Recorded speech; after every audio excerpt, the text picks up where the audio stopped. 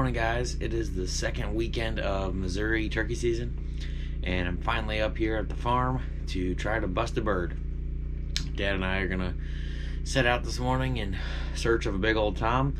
I've had a couple of gobblers on camera, and I'm pretty excited about it. Last year I was able to get it done up here, so hoping to repeat. It's always a game of cat and mouse though with these turkeys, I know for sure, as most turkeys are. So we'll see if we get lucky. Right now we got some pretty heavy rain going, but it's supposed to wrap up here just after light. So I think we're gonna start the morning out in the blind and see what we got. It's gonna be rather windy, so I also expect turkeys to probably be a little more quiet, might come in a little more quietly, but I got my 2 decoys and a whole vest of calls, and I should be good to go. So wish us luck, and we'll see how it goes.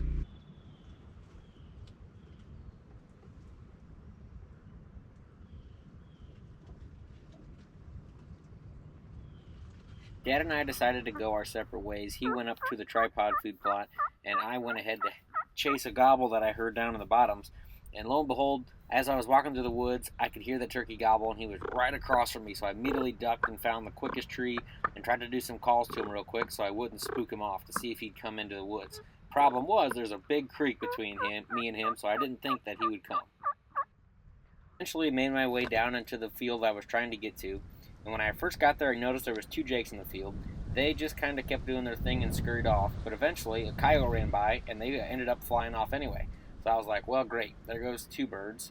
So I had to make a decision what I was going to do, so I thought I would decide to hop out in the field and try to set my decoy up. At this point, I wasn't really sure where the tom had went, so I wanted to do a little calling to make sure that he wasn't just right out there.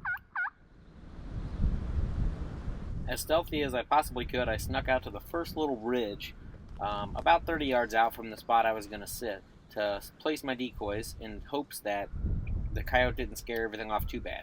After placing my decoy in the ground, I did a quick little sweep just to make sure I wasn't missing anything. Even though the coyote had just ran through, I was a little discouraged, thinking, man, it might be a while before I see something, but I at least got to try.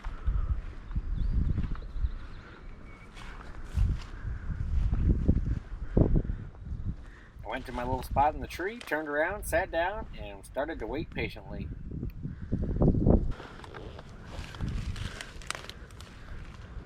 After just a little while, I did a little bit of calling, and sure enough, the tom peeked over the second ridge, and I looked up from my phone after checking the weather, and he was out in the field. I was like, wow, this is too perfect. This never happens for me.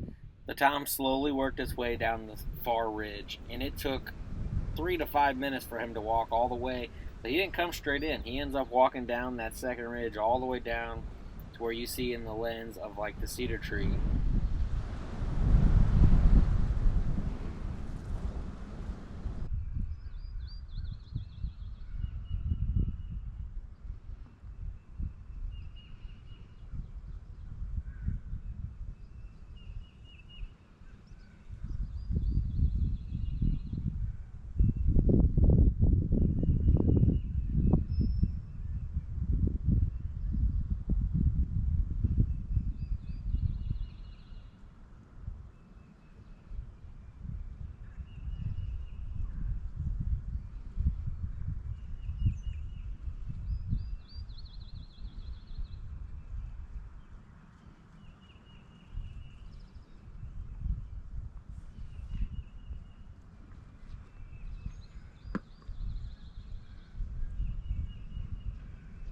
After he went around the cedar tree, I got a little concerned that maybe he wasn't coming into my decoy, so I did a couple of light purrs and a couple of light putts, just trying to get his attention one more time before he got away from me.